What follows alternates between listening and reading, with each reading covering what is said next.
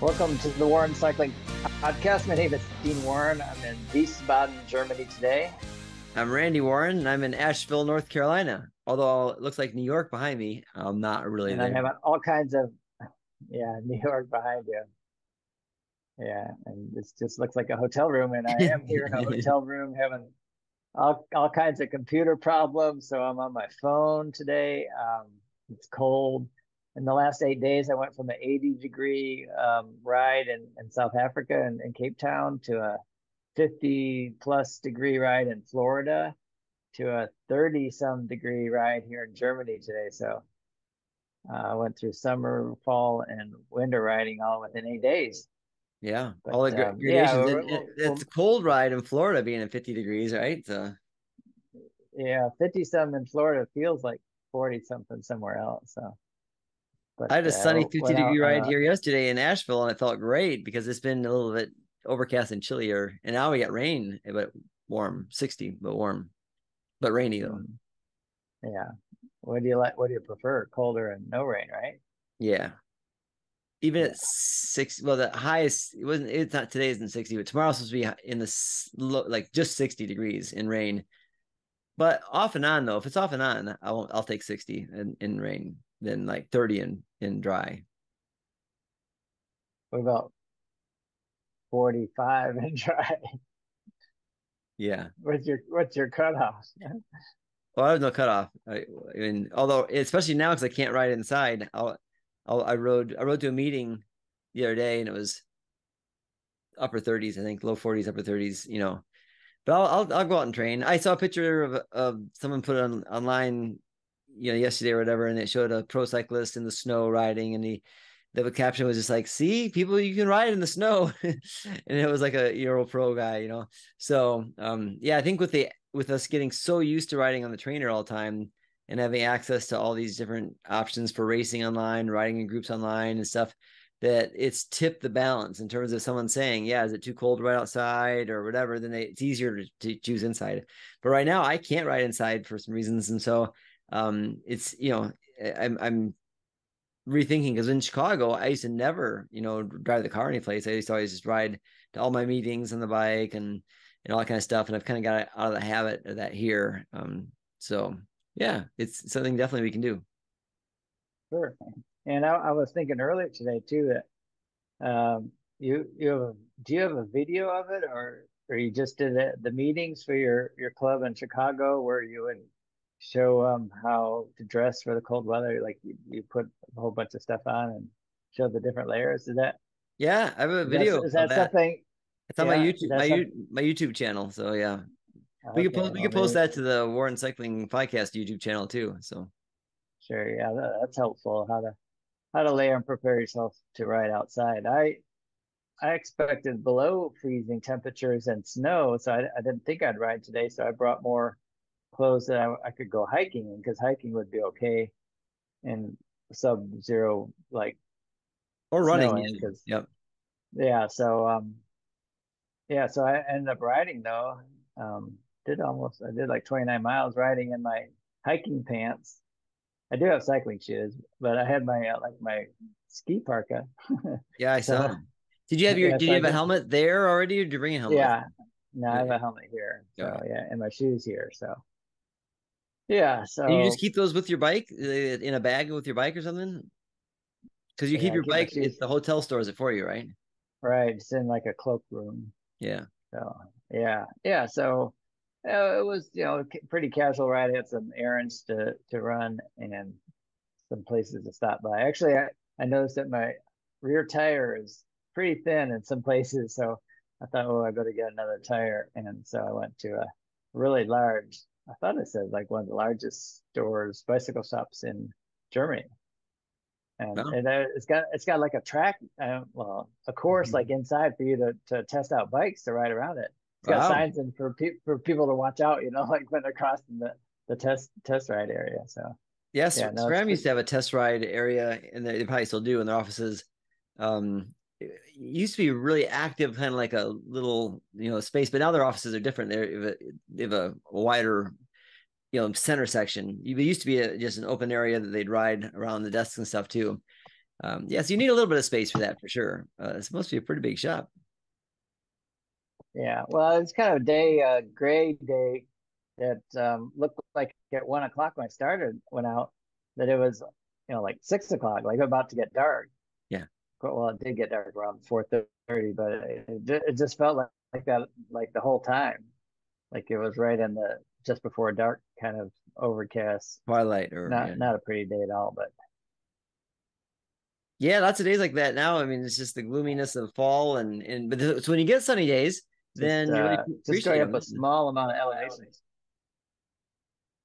So, I think we lost our video a little bit there and overlapped. We lost our audio a little bit too. Yeah. Yeah. Oh, the technology is horrible today. It's I don't know if it's the cold weather, but probably because of the weather. yeah, just going up, I don't know, not even a few hundred meters. I was in the area where there was still snow. Oh wow. So it makes elevation makes a big difference for snow. And yeah, And we can't forget that well, too. Like when you live in Chicago or Michigan or something like that too, where there's not much elevation change, then you don't think about going up a little bit into the snow. And here we don't get that as much, but sometimes for sure in the wintertime. When I was in California though, even in Southern California, when I lived in Redlands, my first year moving there, there was big tall mountains, 10,000 feet mountains right there. And so you would ride up, it'd be 60 degrees when you start, and then you start riding up into the mountains, and you would get got my snow. light. Yeah. Oh, I can't even keep my light on me either.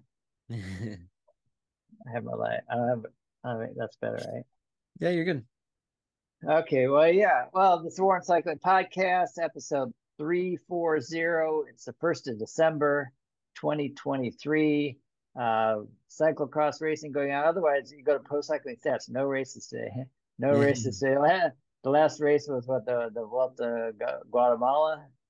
One more, Um, one other one too, besides that Guatemala, but also the Tour of Taiwan. So yeah, Tour of Taiwan. But the Guatemala one, the most interesting or unusual part was that the overall winner was crossing the finish line at the last stage with he had four other teammates or five of them, and one of them like slipped out and went down and brought the other three down. So four of them all crashed across the finish line. The overall winner still won, but yeah, that's no fun. You win the overall and then you crash on the finish line with your teammates. yeah, that's But embarrassing, and it's gotten a maybe ton of it'll, play on social media too. So well, everybody's seeing it. maybe it'll get more recognition than it would have been otherwise. So I guess maybe not the way you want to get recognition, but who knows? Maybe you'll get a contract from it. Well, it's interesting because the Taiwan race, it looks like every single racer is from Taiwan, even though they have someone from Bahrain victorious and Britain racing team and a few other teams like it too. But it looks like the whole field was from Taiwan. But the Guatemala race even had an American team there, so Rio was there. I think they only ended up with You're two been out riders. of Colorado. Yeah. Yeah. So, but they have a much more international field. So even though the Taiwan race went on one day longer, it still seemed like, yeah, that certainly Guatemala. And Guatemala, we were saying earlier too. I have a friend who's Guatemalan, and they've undergone a lot of turmoil and stuff like that too. But they're political turmoil, but they're still able to hold this race, and it seemed like it went off without a hitch, except for the the winner crossing the line, like you said. The last guy too in the Rio, it looks like in the final stage, Taj Krieger, he finished sixth place. So only two of them ended up finishing, he and Jordan Miller. But yeah, Wow. that's pretty good. And Jordan Miller actually finished okay too. He was 19th. So Wow. Very nice. Yeah, they did some Central America racing, I think, which is late in the season. I mean, you think about riders are now just starting to train again to prepare for 2024. And yeah, your so, son Taylor has been putting in big miles right now as he's back down in Orlando, Florida area and trying to get ready for next year. yeah, some big rides for him. But the season in the US is pretty compact and pretty early in the year too. So, Yeah. if you're gonna race Redlands and Gila and Joe And it, Martin, which are basically the bulk of the racing season, especially stage races, they all come pretty early in the year. yeah, I got a email from Gila just recently saying they're rethinking about the amateur races, how they're going to do those, and whether they're going to maintain the large, 5 day for some of the categories stage race. We've got 2 road races and then a time trial and a crit and another road race. And they may not do that for all the categories anymore, which would be terrible because it's one of the few races that amateurs can race, like a European style. Of course, they don't have crits in the European style, but this one here has got a big hill in it, so it's not really a pure crit race kind of race. But there is another race though coming to New York, which wasn't on my radar at all. But it's called the Grand Prix Premio from New York, and it's with the Gran Fondo National Series, the New York Gran Fondo NYGF series, and they're doing so. It sounds like it's in the same day, May 19th, and it's going to be a UCI race 1.2. So 1.1 would be the biggest World Tour 1 point World Tour is the biggest, and then I guess 1 point anyway. So it's a smaller UCI race, but it's a UCI race, and we don't have very many of those, except for Gila is a UCI race in the United States.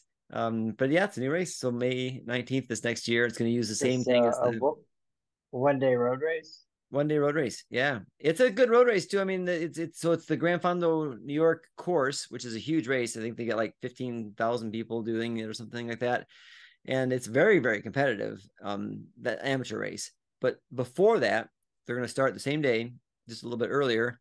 Start the pro race, and they already have a couple pro teams. So the Green Project, Bardiani, CSF, Brazilina, and then the team. That's only one team. That's their name. All those those things, and then the Yeah. team Corretec Cell Italia teams are both committed to coming, but I think they have 8 other European teams. I think that are going to be there, and 10 professional teams have already signed up. So it's another big race, though. Even though, like you said, there's not that many, and certainly compacted. This will be kind of that space between Gila and I guess nationals, pro nationals, and amateur nationals. Pro nationals, which are moving this year It's to in May. May. Oh, you're right. Actually, they're not in June this year, in May, and they may be really close to the May 19th dates too. Very close. Yeah. Yeah, yeah, yeah. And they're in. Mm. Are they in West Virginia this year? West Virginia. Charleston, West Virginia, I think. I Yeah, believe so, right? Yeah. double check it real Yeah, quick. that'd be close then, because I thought it was around that time. Maybe it's the weekend after, but the weekend after is Memorial Day weekend, right? Yeah, let me Would check they and do it see. then? So here it is, May 14th through 19th. Huh. Wow. So they overlap. So you're gonna have to make a choice then, huh? You're not gonna get the. I mean, Yeah. why? Why schedule that? Well, so the reason why Yeah. the May 19th date is for the Grand Fondo New York that's their date, I think. So that's the date and then they're putting the pro race on top of the closed course that they already have. So that's why it makes sense for them to have it that date. So I can see why they would change that. And USAC, they usually go by when they can hold it. So Charleston must have said these are the dates we can hold this. I don't know. And so the last day is usually, I don't think that the whole full schedule is out for that event, but usually that's the men's road race. So, and the women's road race, I think they both have the same day, don't they? And so, yeah, that'll take out anybody who doesn't want to, if you don't want to do nationals, that'll be an interesting conundrum for people. Sure. Well, I Cool. guess there's only one men's like is a UCI registered team, like one top men's team registered next year, Project Echelon. Yeah, that's true. I think for this race, it's a UCI race, but obviously you don't have to be a UCI team to do it because in Gila, there's teams aren't UCI registered teams, and they do that race too. Yeah, huh? I don't know. That it is too bad. It'd be Yeah. nice if they were close Yeah, together, but not on there's top of each so other. few big opportunities for such kind of racing, and then to have them stacked right one on, both on the same day. Yeah, It's a and big season without much going on in the uh, U.S. now.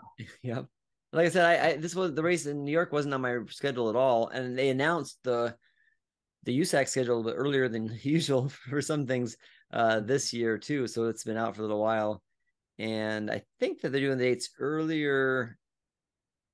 I don't know. They tried to mimic for a while what all the European dates are, which is usually the weekend before the Tour de France starts. But this is now quite a bit before that. Yeah. So I'm guessing it must be dictated by when Charleston could hold it. I don't know. Hmm. A lot of politics in there for sure. I'm not sure why is what's what, but yeah, it's definitely a conflict, and it's too bad because we don't get many UCI races, and to have people have to choose between doing pro Nats, which is probably going to be a bigger draw than just doing a UCI race. So I guess it opens up an Right. opportunity then for more people to maybe do well there. But if they're getting a lot of European teams coming, which of course aren't going to do the pro US Nats races, maybe it'll just be a big European type race. So are these Italian teams ones that ever get into the Giro d'Italia? Yeah. Oh yeah, those guys get in the Giro sometimes. Yeah. So you could have some So not even their top riders then would come over, right? if they're in the Giro that right that same time too. Right. Yeah. We're Wow. Okay. picking That's apart these races pretty good, aren't we? And yeah. actually, for me, like personally, I thought, oh, maybe I'll go up there and ride the Grand Fondo of New York because I know a bunch of people who've done the Grand Fondo of New York and always say it's a great event and it's the kind of thing that I do well in these Grand Fondo kind of races and stuff too. So I could probably win my age group and stuff and be fun to go up there. But I can't do it because May 20th is the Assault on Mount Mitchell, which I was thinking about not doing anymore. But since I won last year the overall, which is unusual for me, I thought, well, maybe I'll do it. Plus, I've got some Yeah, you have to clients. go back as the defending champion. Yeah. Yeah, I actually asked them too if I got a free entry as defending champion, but they said no. Mhm. They don't. It doesn't work that way.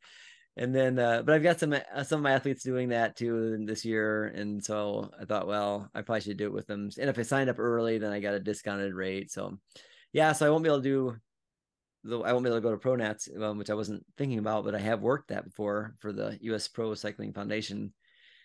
Or I won't be able to go to the new New York race either. Hmm. Lots of stuff going on that weekend, right then. Wow. Yeah, for sure. Well, a little bit of road news. I just checked out a few articles last couple of days. It's official now. Jumbo Visma is Visma Lisa Bike. So that's the new name there. And Ajacur Citron Yeah, is now it's now Decathlon. decathlon. Ajacur Yeah, Decathlon. This comes first. Ajacur Le Mondial, which they used to be Ajacur Le Mondial at one time, didn't they? yeah, I think so. Yeah, yeah. And they've changed bikes to Van Yeah, Dressel, right? Van Dressel. which is a so decathlon's bike. It's a brand, one of their brands. And not an expensive bike. Not as expensive as like the Pinarellos that Yeah, Ineos Grenadiers are riding, right? right. Yeah, I mean, I think I saw that the bike that they're gonna ride, the pro's gonna ride is in the Di2 top line version is 8,500 euros. So still very expensive. But when we look at the specialized whatever it is it their top of the line bike is like 13,000, $14,000. And same thing for Treks, top of the line bike. A lot of these Pinarellos, the same thing. They're all like, almost $15,000 bikes now. So it puts it kind of out of the reach for the average person. But Aj Desert, yeah, they're gonna have bikes that are, a little more affordable for sure. And that's gonna be the right bike they're riding, which will show. I'm sure they'll do great. They've added a big sprinter this year. So that'll be interesting to see how that works out for them. But they're, certainly a solid world tour team, and they'll be doing it on a bike that's not, as expensive as some of these other people. All right. Well, that's something to look at and see how that goes for them next year. Cyclocross news. There was a World Cup in Ireland. I mean, we're coming up on the weekend, so we've got more cyclocross coming up, of course, every weekend. And pretty soon, I think the December 9th, so only 8 days away till well, Van Aert has his, what does he put on a Strava? Is I can Awakening see that. ride or something like that. Yeah, he calls it like a wake up, like get back at it. So looks like there's going to be a few World Cups where Van Aert, Matteo Van der Poel, and Tom Pidcock will all race together. I think just A some few of Christmas those. ones, right? Like three Christmas races I saw. I thought, well, I just was reading Tom Pidcock's going to do 10 cyclocross races down from 14 last year. Maybe And only I the three of the thought, Christmas ones, maybe. So yeah, I thought there were some that were going to be World Cups that they're all going to be at the same time. So that's exciting coming up. But then Dublin, we had uh, Pim Reinhardt, the Dutchman, winning another big race. So he's coming on stronger, and Lucinda Brand on the women's side. So different winner. She typically comes, I think, a little bit stronger later in the season, doesn't she? So she's more of committed to maybe more to road, and so she gets a later start and coming into cyclocross a little bit hotter later in the season than at the beginning. yeah, kind of like we see Mateo and Walt doing in Pidcock too. So yeah, I just want to jump back real quick too. I went back to Age Ager to see how long they were Le Mondial. Long time. They were Le Mondial from 2008 all the way through to 2020. And the team is a Yeah, history. Has been at Ager since 2000, just 2000. And well, that was their primary. Naji Dajer is a secondary, starting in '98, and the organization since 1992. That's a long time. They're yeah. Well, they're wow, French, and yeah. So this is now it's actually yes, Decathlon as decathlon. Le Mondial team now. So through They got that some big names. yes That's a lot of words. through 2028 too. So they've got a That's a good commitment. yes, and Sam Bennett is the big sprinter now for the next year, going to be with them. So I'm glad you brought that up because you just teased us all with a big sprinter, and we're like, who is it? yeah, I don't. Sam Bennett. he's Okay. 33 years old, and I and he's had some great years and some down years. I think even his Great years when he has a great lead out, I think. yes, and I think those even his greatest years, people thought maybe he could have been even a little bit better. So he was with Duke at Quick Step for 2020 and 2021, probably his most successful years. And they think he could have even better at that point too. And he went to Bora, and as we see lots of times, and Dukenik has a good lead out train, Quick Step, and so when you leave that program, sometimes you struggle a little bit too. Grunewagen struggled some too, and so it's just been actually too in Jaco they've got both Caleb Ewing and Grunewagen this year. So they're going to have two big sprinters, and they're sprinting right now. It's a Grunewagen for the Tour and Ewing for the Giro. And the next year 2025 might swap. So people are already like talking about the Grand Tours and who the sprinters are going to be. But Sam Bennett, though, Sure. definitely. I mean, he's going to be huge for Ager. They have not had a big sprinter for quite a while. That's right. That's good. It almost sounds like when you talk about Caleb Ewan, that you're saying Ewing, like Patrick Ewing, the famous basketball player. Yeah. Well, it's at the in yeah. It's not like Ewing. UN. I think I don't know. It's Aussie. It's probably pronounced differently than what we're saying anyway. They probably say what? Yeah, Aussies. I can't believe you say it like that. That's not how you Aussies say it. So, but he's kind of going back too because he raced for that Sure. program. He used to race for that. Yeah, a long time ago, and had a lot of great success too. And his lotto journey ended kind of abruptly after a tough Tour de France this year. So I think he'll be happy to go back, especially get to race at home, and he'll start off the season with the Tour Down Under, which is going to be bigger and better than I mean, it's going to be a big race again this year. So it was just Yeah, down but for a little bit during the COVID years. They still had it, but only you had to be from Australia or living in Australia for several months beforehand to be able to be in there. And Australia had some really tight lockdown requirements. So it was tough for a couple of years. And it's never been quite as big as it was just before the pandemic. It was, I believe, a world tour race at that point. So it got, all the big teams there. And so it's not quite that big again yet, but it's definitely gaining steam again. and it's the next big race coming up on the road calendar at least, or the first big race of 2024. Yeah, and if you're really, I mean, right, if you're a European pro and you want to have some warmer weather, even the south of France isn't warm then. We used to see Chris Froome would go back down to Africa, I think, and race training sometimes too. But so yeah, being in Australia in January is not a bad place to be because almost everybody there is going to go beforehand and then stay maybe afterwards. But then otherwise you have the Middle Eastern races that'll have a lot of people that are there too because people like to race in warm weather if you can do it until you get to Yeah, the classics, then they want the rain. And actually, I saw Zoe Backstead said that she really liked the race, and was it in Dublin? Where was it? This the yeah, crossways? Yeah. So she said cold, wet rain. She goes, that's my kind of race. So some people do like sure. that, but I say the majority of the cyclists would prefer to be in Australia or Middle East in those cold weather months. Right. Well, that's only a little like over 6 weeks away. So we're at the beginning of December. It's going to come up pretty quickly.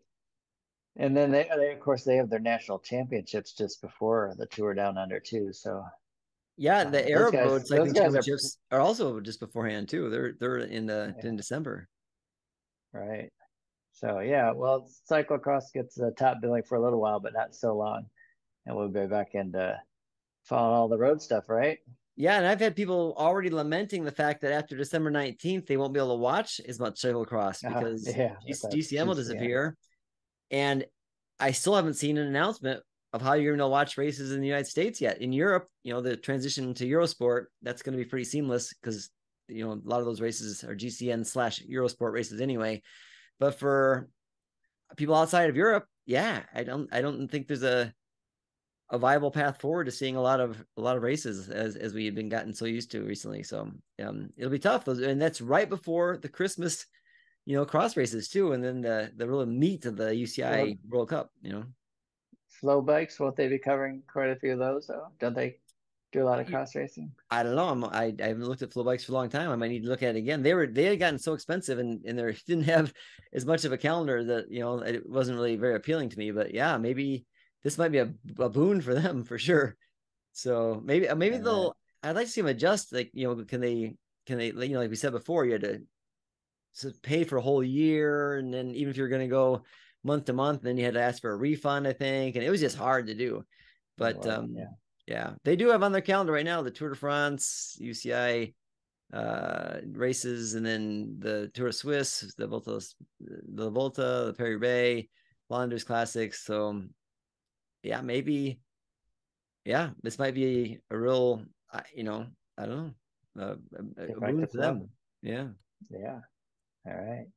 Well, how much time we have? Because we switched with those all this problem of my computer, and we switched to our We have 5 minutes left. non-professional.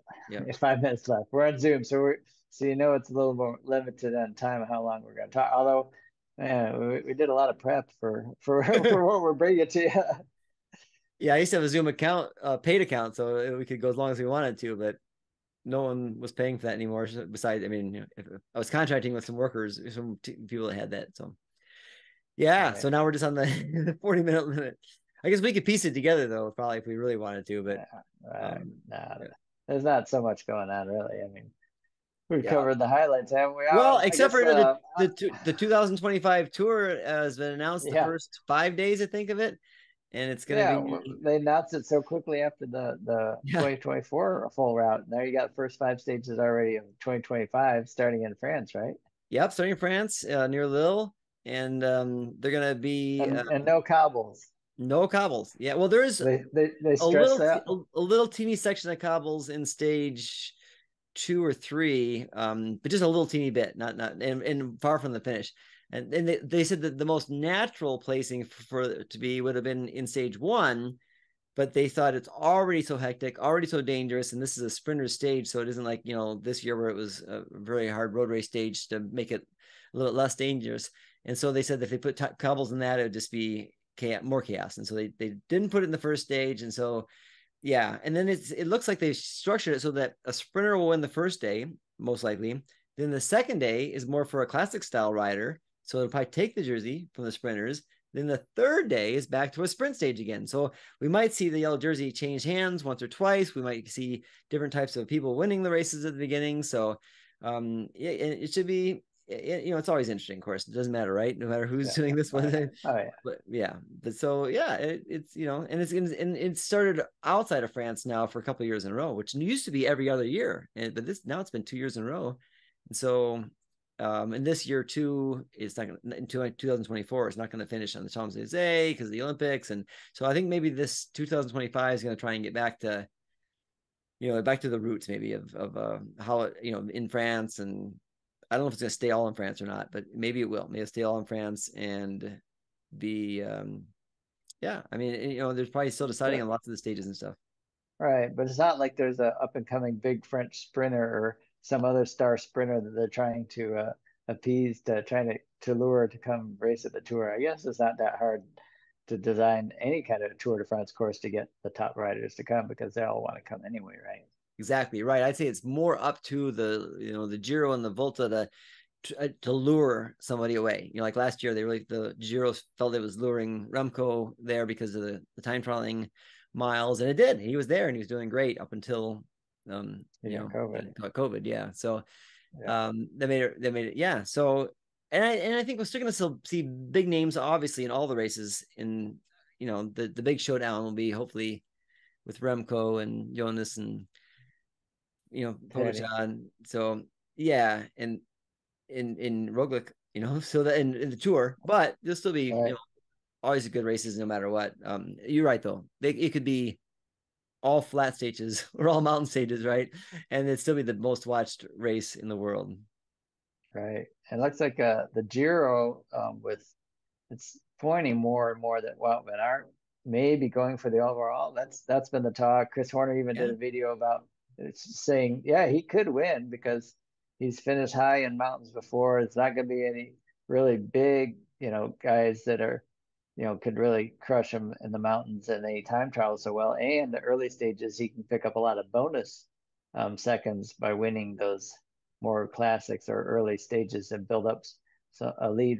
Plus, with the earlier time trial, by the time he hits the mountains, that he wouldn't have to, he could bleed a little bit of time, but could still stay up there. So yeah, that would certainly be fascinating to see someone like Wout Van Aert going for a Giro overall win. But he also says like guys like Bradley Wiggins um, is a big guy that was, changed himself around to be able to compete in the Grand Tour and win.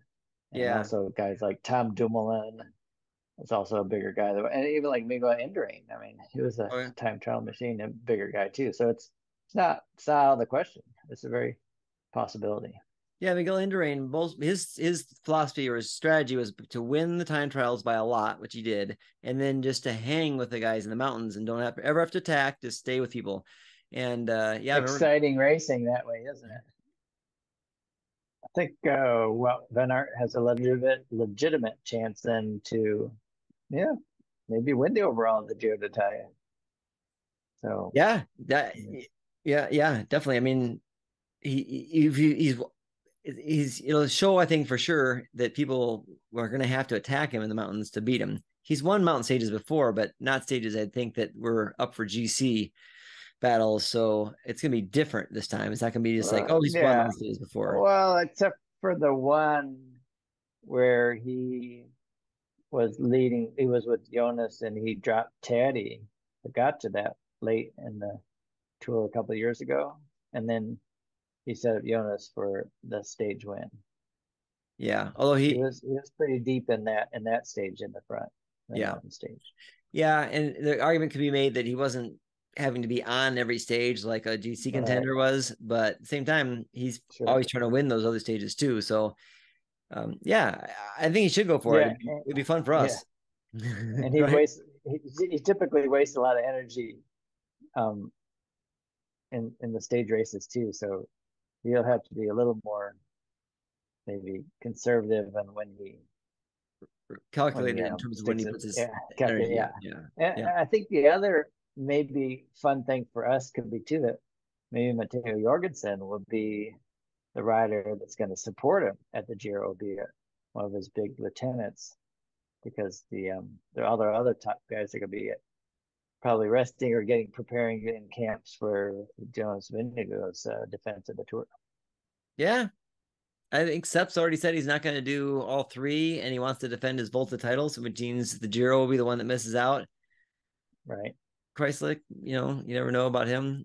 Uh, yeah, I, for sure. I mean, Jumbo's got a, they're blessed with riches. They have a curse of riches in time to try and figure out who's going to race what. But yeah, Yes. Ian Boswell was on. the cycling podcast. I just saw a little article talk about how Ineos Grenadiers is, not staying on top and losing riders who would rather take less money and go ride for, which will now be Visma Lisa bike instead of Jumbo Visma before, but because they like what Jumbo was doing and their advancements and the opportunities to do well there as opposed to staying with Ineos Grenadiers. So yeah, Right. Where Ineos a couple years ago, people generally wanted to be in that team, even I think to their own detriment sometimes. People joined the team and then didn't get the opportunities that they would have gotten someplace else, but they were on the best team in the world. And now I guess that there's other teams that are equally or maybe better, than Ineos. Then the atmosphere plays more into it, and how they run the team. Like so, Ineos seemed like you were pretty much in a role and you couldn't break out of that role.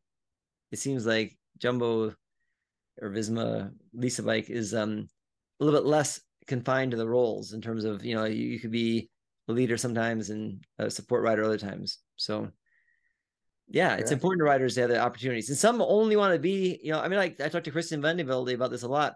He really was most comfortable as a support rider. So even when he got fourth to the Tour de France, it made him nervous. He loved it when Ryder Huijendal won the Giro and he was his support rider in that, and they were roommates, and that was his favorite thing. He said he loved being that role. That if he could have never been the leader, he would have been happy with that. And he just got in a situation in which that tour, he was riding super well, and he ended up being the best guy.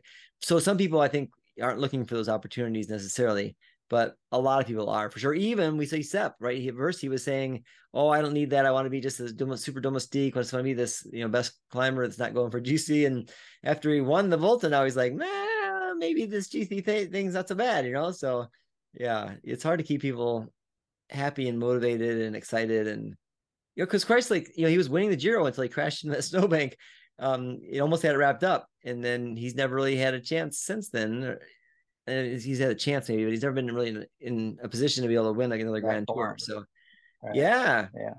so maybe that was too much pressure for him, and he prefers to be in this situation now. I don't know, but yeah, it's tough managing all these different riders in different situations in different places, and I think it's different too than like a team sport where like in baseball, for example, was it Javier, the Tigers' current shortstop? They paid a ton of money for this free agent, and he's playing poorly, and so they have a ton of money into him, but they don't have to play him. They can pull him out, and the team still might be better with them out. It's not sure. So you're taking 1 of 9 guys out. Where if you take 1 of 8 guys out of the tour, for some teams it may not make a big difference, but other teams it makes a huge difference, depending upon how stacked the roster is. Sometimes they're actually trying to find somebody who's healthy enough and can ride for 3 weeks to fill that last spot, because it's such a hard effort for anybody to do that. And other times you've got people fighting for those last spots too. So it's a different animal for sure. Right. Right. For sure. Is it All right. Javier Well, Baez was his name? I think it was named Javier Baez. So yeah, so anyway, he's a yeah. huge Yeah. bust for the Tigers right now. So our Yeah. Detroit Uh, roots run deep, don't they? they do.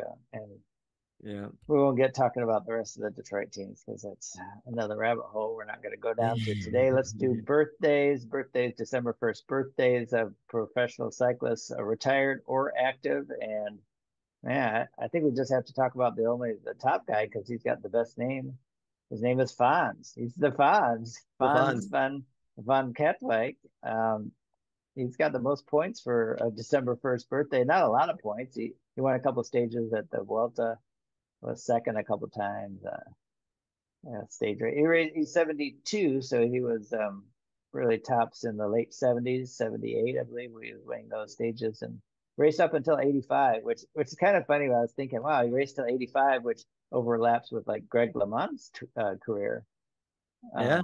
So Well, actually, he was finishing he his raced all the way career. to 87, but he only raced he raced one race in 87. So, well, he says one in the results. So he was only on a team and things, the Scala team in 85. But you're right, 87, he was Yeah, definitely, Lamont was in the thick of things then.